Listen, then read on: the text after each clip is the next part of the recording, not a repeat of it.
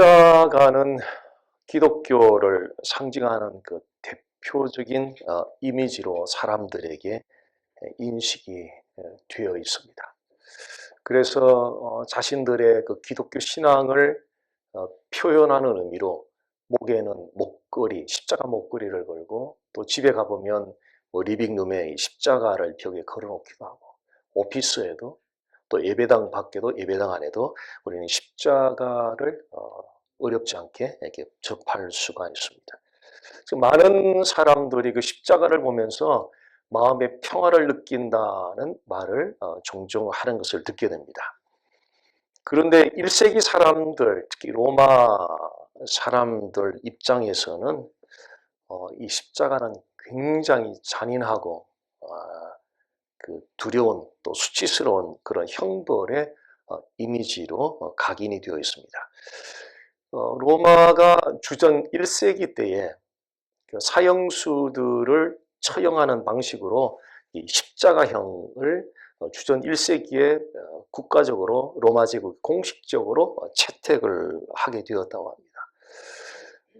처음에는 그 노예들이 주인에게 항거할 때에 그 죄의 대가로 십자가형을 집행을 했는데, 혹시 나중에는 로마 황제에게 항거하는 그 반란자들을 처형하는데 이 십자가형을 사용하게 되었습니다. 주전 73년에서 71년 약 2년간 그 노예들을 이끌고 로마 제국에 항거했던 그 스파르타쿠스의 그 반란, 이 반란으로 인해서 로마 제국이 당시 한 6천 명 정도, 6천 명 정도를 십자가형으로 집행을 내렸다고 그래요. 그래서 로마 거리에는 그냥 그 십자가형에 못 박혀 죽은 시신들로 가득 차 있었다고 합니다. 그리고 헤롯 대왕이 죽고 나서 주 한 7년경에 유대 땅에서 작은 이제 밀란이 일어나면서 당시 로마 제국이 임명해서 파견했던 총독 구레뇨가 유대인 2,000명을 십자가형으로 집행을 했다고 합니다. 그리고 잘 아시는 것처럼 주후 70년에 로마 장군 디도가 예루살렘을 함락시키면서 매일 그리고 수개월 동안 약 유대인 500명씩 매일 십자가형에 집행을 했다고 합니다. 자, 그 당시 그 상황을 한번 우리가 좀 상상을 좀 해본다면요, 그 십자가형에 못 박혀 죽은 사람들 가운데는 가족들 중에도 십자가에 못 박혀 죽은 사람이 있을 거고요, 친척 중에, 또 가까운 이웃 중에. 그러니까 그것을 목격한 그 경험한 그 가족들, 또 가까운 이웃들 입장에서는 얼마나 그 마음이 아팠겠어요. 아프다고 표현할 수가 없을 만큼, 인간의 언어로 표현할 수 없을 만큼 고통스러웠을 것입니다. 6천 명씩, 하루에 500명씩 십자가 형들에 달아서 죽어나간 그 시신들, 그 시신들로 인해서 그 타운 전체가 시신 썩어져가는 그 냄새들로 틀림없이 가득 찼을 것 같습니다. 그 당시 사람이 오늘날의 그 예배당을 방문한다면, 강단 뒤에 십자가가 걸려있는 그 예배당을 방문한다면 어떤 반응을 보일까? 아마 그때 그 당시에 십자가에 대한 트라우마가 있기 때문에 십자가를 보는 순간 바로 예배당을 아마 떠나버리지 않겠나 하는 생각이 들어집니다. 근데 역사 가운데서 그리스도의 십자가는 세상 사람들의 그 관점 몇 가지를 완전히 뒤집어 놓았습니다. 오늘 말씀을 통해서 한 몇 가지만 그리스도의 십자가가 세상 사람들의 그 관점을 뒤집어 놓았던 그 몇 가지 사실들에 대해서 함께 살펴보도록 하겠습니다. 첫 번째는 그 그리스도의 십자가는 세상이 생각하는 지혜롭고 미련한 것에 대한 관점을 뒤집어 놓았습니다. 18절에서 21절 말씀을 쭉 보시면은요, 여기에 사도 바울이 세상의 지혜와 하나님의 지혜를 대조적으로 비교를 하고 있습니다. 이것이 이 말씀의 키포인트인데요. 세상의 지혜자는 당시 고린도 지역 사람들이 높이 존경을 하던 헬라 철학의 지혜를 소유했던 사람들을 가리켜서 여기서 세상의 지혜자들로 사도 바울이 지금 기록을 하고 있습니다. 헬라 철학의 그 지혜를 가졌던 사람들 가운데는 인간 존재의 궁극적인 선은 쾌락을 추구하는 것이라고 주장하는 사람들도 있었고, 또 어떤 사람들은 영혼이 불멸한다는 그 사실을 거부하는 그런 주장들도 있었고요. 신도 역시 인간들처럼 물질적인 요소에 지나지 않는다라고 주장하는 그런 사람들도 있었습니다. 자, 이런 철학적인 지식을 가지고 있던 사람들이 그 당시에 이 십자가를 바라보면서 그들은 어떻게 생각했을까? 그들은 이 십자가를 바라보면서 십자가에 못 박힌 그리스도를 바라보면서 전혀 합리적이지 않다는 생각을 틀림없이 했을 겁니다. 굉장히 미련하다고 어리석다고 생각을 했을 겁니다. 왜냐하면 자신이 지은 대가는 자기가 지불해야 되는데 왜 한 사람이 모든 사람의 죗값을 지불해야 되느냐. 이건 합리적으로 말이 안 되는 그런 논리잖아요. 그래서 그 사람들 입장에서 바라보는 그리스도의 십자가는 전혀 합리적이지 않은, 정말 미련하기 짝이 없는 그런 사건으로 비춰졌던 것입니다. 또한 세상의 모든 종교의 창시자들을 보면요, 고상한 존재로 이미지화를 시킵니다. 고상한 존재로 이미지화시키는데, 기독교의 예수는 유대 커뮤니티로부터 추방당한 인물이고, 또한 십자가의 그 잔인한 형벌을 받아 죽음을 겪었던 인물이고, 그리고 그를 따르던 제자들이 한 명도 예 없이 전부 다 도망쳐버린, 소위 제자 훈련에 실패한 대표적인 분이죠. 대부분의 종교의 창시자들은 극대화, 고상한 존재로 극대화시키는데 기독교 예수는 그렇지 않다는 거죠. 그래서 당시 사람들 눈에 보이는 그리스도의 십자가는 미련한 것이고, 또한 그리스도의 십자가를 믿고 따르는 사람들 또한 미련한 자들로 생각을 했던 거죠. 이것이 당시 세상 사람들이 가졌던 지혜와 미련한 것에 대한 그들의 관점이었다는 거죠. 여기에 대해서 사도 바울이 힐난하게 추궁을 하고 있습니다. 20절 말씀 보겠습니다. 지혜 있는 자가 어디 있느냐? 선비가 어디 있느냐? 이 세대의 변론가가 어디 있느냐? 하나님께서 이 세상의 지혜를 미련하게 하신 것이 아니냐? 제가 이 말씀을 이게 묵상하다 보니까 이 사도 바울의 아주 당당한 위풍 같은 게 막 느껴지는 거예요.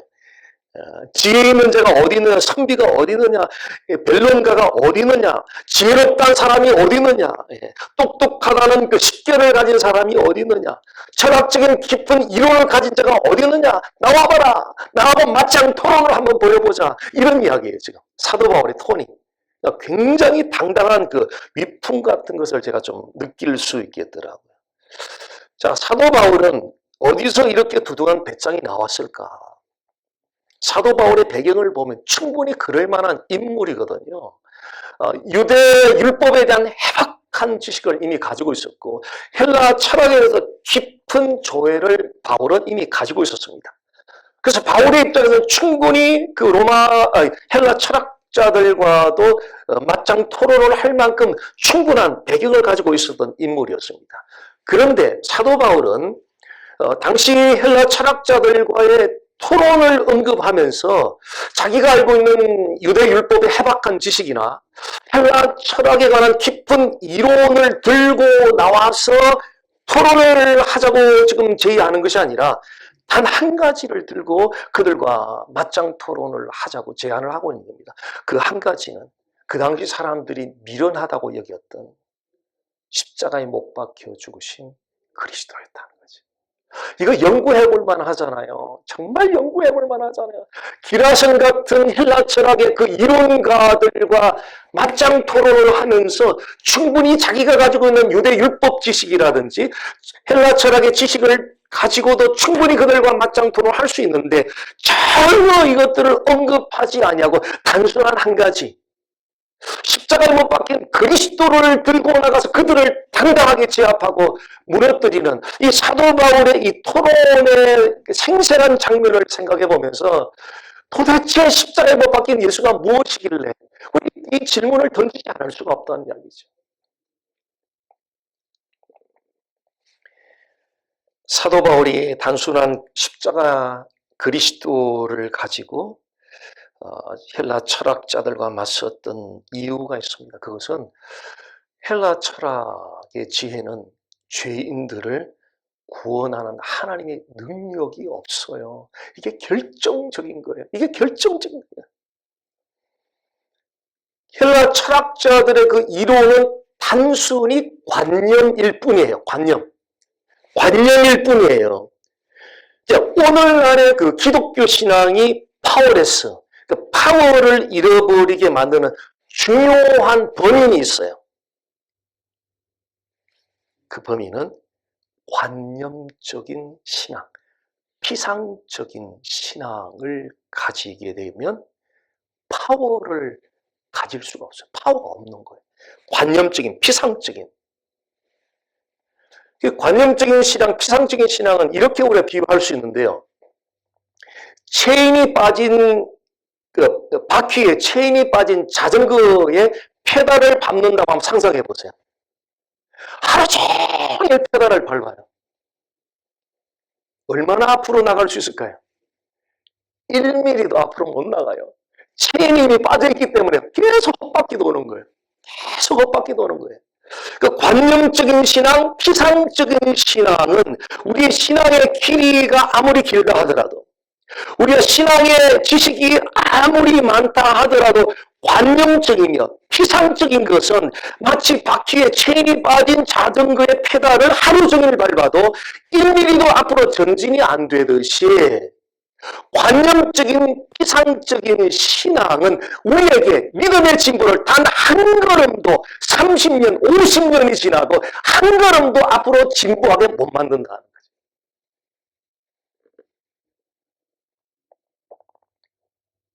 그리스도의 십자가는 죄인을 구원하는 하나님의 능력입니다. 관념적인 이론이 아니라는 이야기죠. 실제적인 진리라는 이야기죠. 그리스도의 십자가는 실제적인 진리입니다. 우리에게 실제로 죄사함의 은총을 가져다 주고요.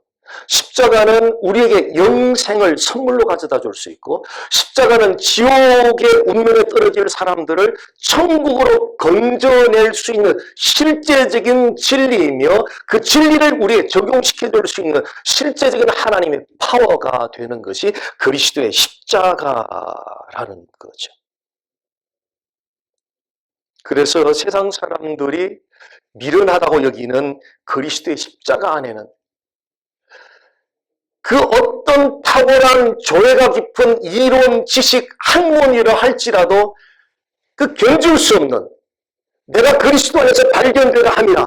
사도 바울이 그리스도를 만나기 전에 사람들 앞에 발견되고 싶은 갈망이 한 가지 있었는데, 율법 안에서 완벽하게 율법을 지켜내는 그런 인물로 사람들에게 발견되기를 갈망했어요. 그런데 예수를 만나고 나서부터는 그 갈망이 바뀌었는데, 그 갈망이 이제는 내가 예수 안에 있는 사람이라고 사람들 그렇게 발견되기를 갈망했다는 거예요. 그 이유는 그리스도를 아는 지식이 가장 고상함이라. 고상하다는 가장 탁월하다, 독보적이다. 뭐 가서 좀 견줄 만한 게 있었는데 견줄 만한, 비교할 만한 그런 지식이 없다는 거예요. 그리스도 안에는 천국의 모든 지혜와 지식의 보호가 다 들어있다는 거죠.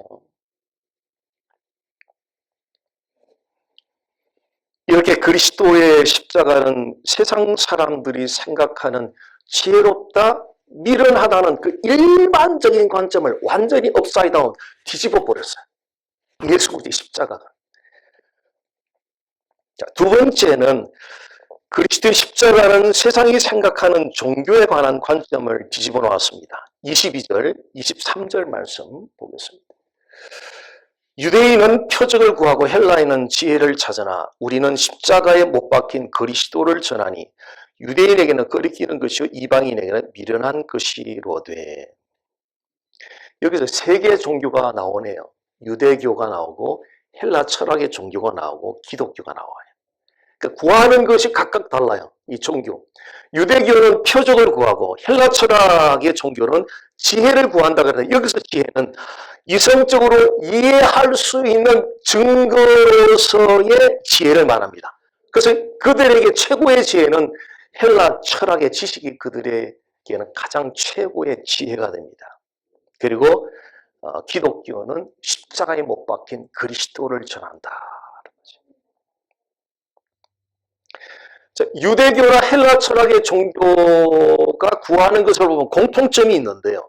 그 공통점은 인간이 스스로의 만족을 위해서 인간이 세운 기준을 구하고 있다는 거예요. 그러니까 인간 스스로의 만족을 위해서 인간 자신들이 세워놓은 기준을 이 종교들은 구하고 있다는 거죠. 이것이 세상의 종교가 하는 일들이라는 거예요. 그래서 세상의 종교는 모든 것이 인간 중심이죠. 하나님께 영광보다는 인간 자신들이 만족해야 된다고 말해요. 그래서 세상의 종교는 진리의 길을 찾기보다는 자신들의 지적인 만족을 가져다 줄 수 있는 지식을 쫓아가는 거죠. 자, 그렇다면 그리스도인들은 무엇을 구해야 될까 하는 거죠. 사도 바울이 우리에게 알려주고 있습니다. 십자가에 못 박힌 그리스도를 구해야 된다고. 십자가에 못 박힌 그리스도는 누구의 아이디어입니까? 하나님의 아이디어예요. 하나님께서 하나님 자신의 영광을 위하여 우리 쪽에서는 우리의 구원이라 말하지만 그러나 하나님 쪽에서는 우리의 구원마저도 하나님 자신의 영광이 첫 번째. 하나님 자신의 영광을 위하여 죄인들을 구원해 주시는 거거든요.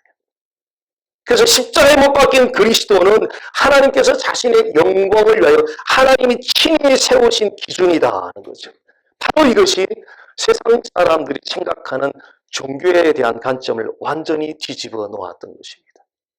이 세상 종교의 특징이 있는데요. 이 종교의 특징은 종교를 통해서 내가 원하는 것을 얻어내겠다는 거예요. 내가 원하는 걸 얻어내겠다는 거예요. 하시엔다 쪽에 가면 큰 절이 있거든요. 우연히 그쪽을 한번 가게 되었던 계기가 있었는데 한번 좀 관찰을 해봐서 사람들이 절에 들어가서 어떡하나 이렇게 봤더니 그 중국집에서 나오는 뽑기 같은 거 있잖아요. 고개 그 앞에 있어 이렇게. 근데 동전하는 그 당시 쿼러가 아주 오래전인데 쿼러 넣으면 그날 뽑기가 딱 나와요. 그게 그날 자기들의 운명인 거예요. 그걸 보고 웃기도 하고 막 침울하기도 하고 그리고 막 거기서 막 손을 들고 이렇게 합장을 하고 그런 모습을 제가 오래전에 봤어요. 그런 모습들이 종교를 통해서 내가 원하는 게 있는데 이 종교를 통해서 내가 얻고자 하는 그런 마음의 갈망을 표출한 거죠. 이것이 바로 종교가 하는 일입니다. 그런데 이 종교 생활과 신앙 생활은 분명히 다릅니다. 모태신앙으로 60년 이상 교회 생활을 하시고 교회 중직 되시는 분의 부인 되시는 분인데 풍요로운 삶 18과를 다 마쳤습니다. 그리고 그분이 이제 우리 마치고 나눔을 가지는데 이런 고백을 해주시더라고요. 교회 위치상 그분이 그런 고백을 할 수 없는 위치가 워낙 중직이기 때문에. 근데 다른 분들 다 있는데 그런 고백을 하시더라고요. 목사님, 제가 여태까지 종교 생활 했네요. 이제야 신앙 생활이 가능할 것 같습니다. 그 고백을 제가 생생하게 지금 기억하고 있습니다. 종교 생활. 종교 생활과 신앙 생활은 분명히 다르다는 거죠. 종교 생활은 내가 원하는 것을 종교를 통해서 얻는 것이고 신앙 생활은 하나님이 원하는 것을 구하는 것. 하나님이 원하는 것을 구하는 게 신앙 생활입니다. 많은 그리스도인들은 하나님이 원하는 것을 구하고자 하는 갈망을 다 가지고 있거든요. 그런데 실제 삶에서는 그게 안 된다는 거예요. 마음은 그렇게 하고 싶은데 실제 삶에서 그렇게 안 된다는 거예요. 그러니까 하나님이 구하는 바를 그 하나님이 원하는 바를 구해야 되는데 그렇지 못하게 되면 우리에게 찾아온 현상이 자주 갈등을 하게 되고 자주 방황하게 되고 자주 혼란을 겪게 돼요. 왜냐하면 내면이 무질서해, 디스오더가 된 거죠. 무질서해졌기 때문에. 무질서는 하나님과의 릴레이션십에서 찾아오는 거거든요. 그분과의 관계가 반듯하지 않으면 내면이 무질서해져 버려요. 그 무질서에서 파생되는 우리 감정적인 반응이 자주 갈등하게 되고 자주 혼란을 겪게 되고 자주 방황하게 된다. 그러니까 스테이블하지가 않대. 안정감이 떨어지게 된다.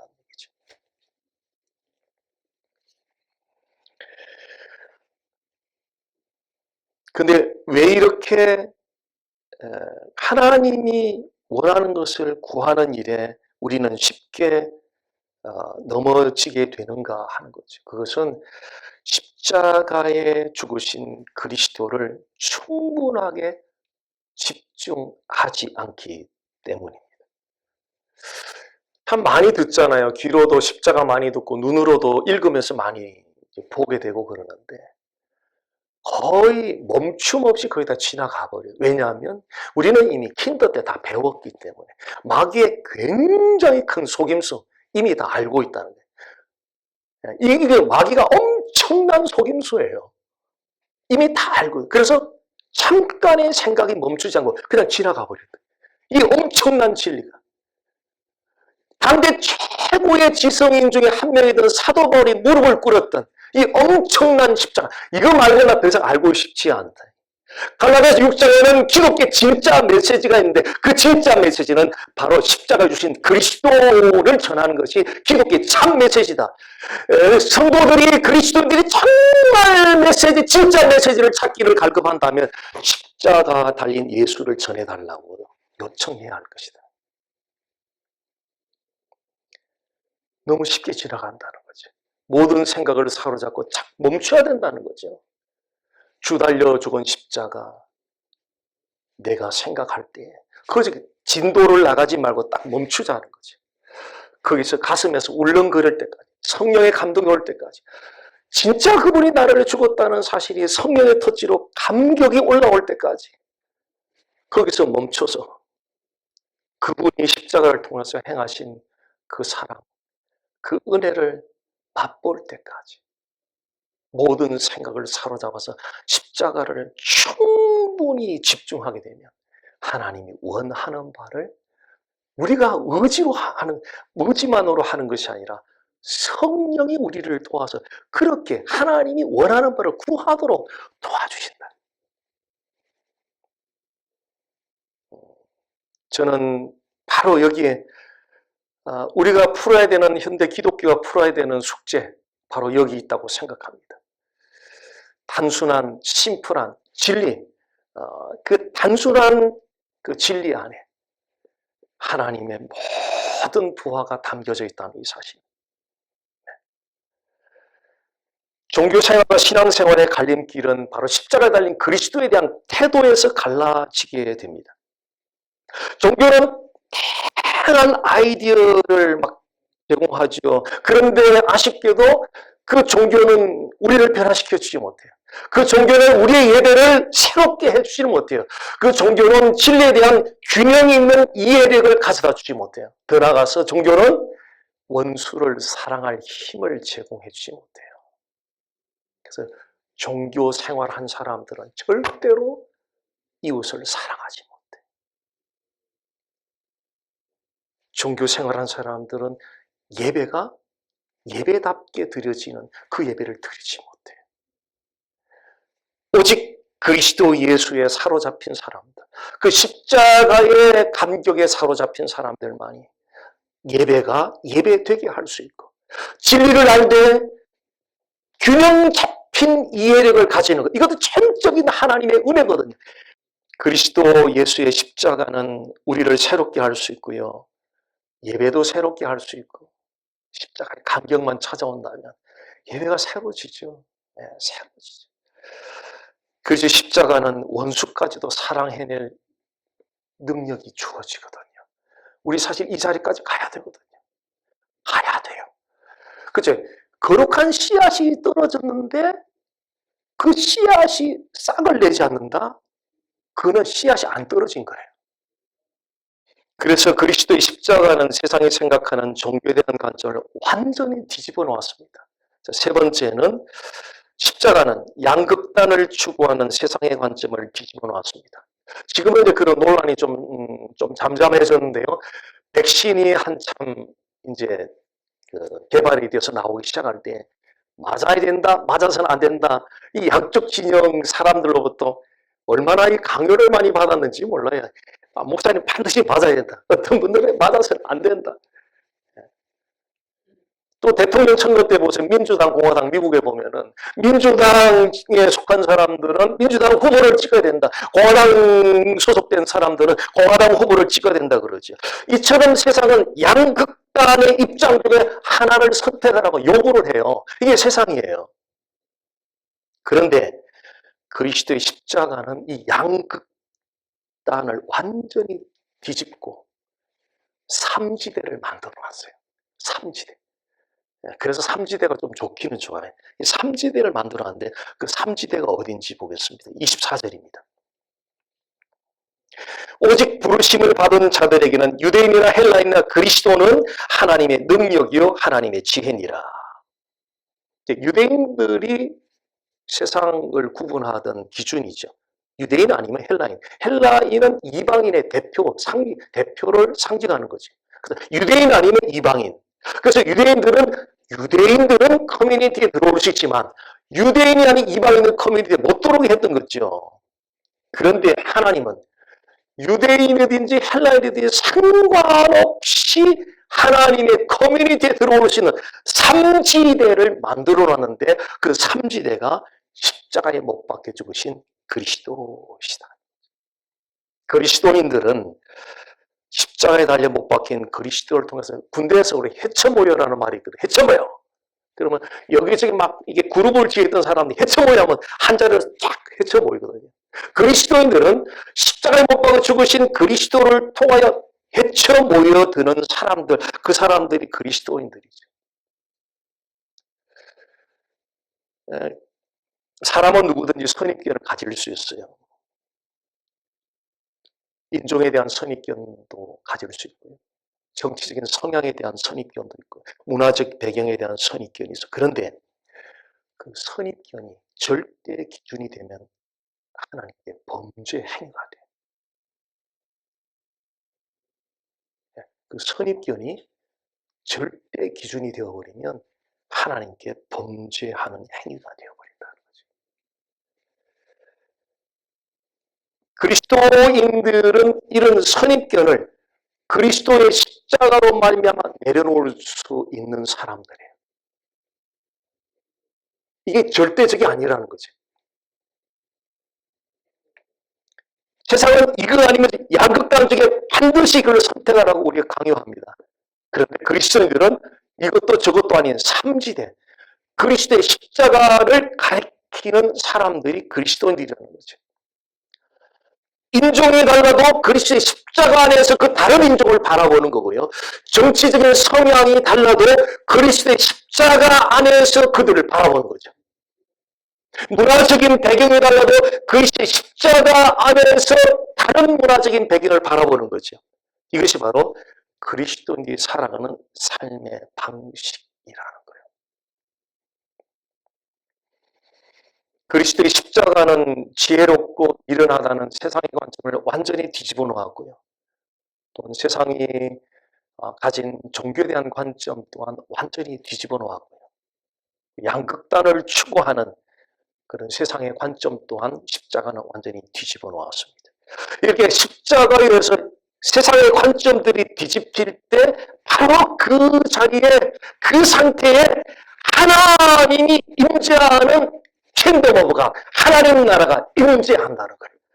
그리스도의 십자가가 치고 들어가서 그 자리에 세상의 관점들을 다 업사이드다운 뒤집어 놓을 때에 비로소 그 자리에 하나님이 임재하는 하나님 나라가 바로 거기에 임하게 된다는 거죠. 거기에 진정한 하나님의 질서가 생기고요. 진정한 승리가 있고요. 진정한 평화가 있고요. 세상이 가진 관점 그대로 있으면 거기는 진정한 승리도 없고 평화도 없어요. 하여튼 그 세상에 관한 관점들은 깨뜨려져야 돼. 무너져야 돼. 업사이드 다운, 뒤집어 엎어져야 돼. 무엇으로? 십자가에 못 박힌 그리스도를 통해. 십자가에 못 그리스도를 통하여 세상의 관점을 업사이드 다운 뒤집어 놓을 때에 바로 거기에는 하나님의 영광이 함께합니다. 우리가 보고 싶은 거 그거거든요. 하나님 영광 보고 싶은 거죠.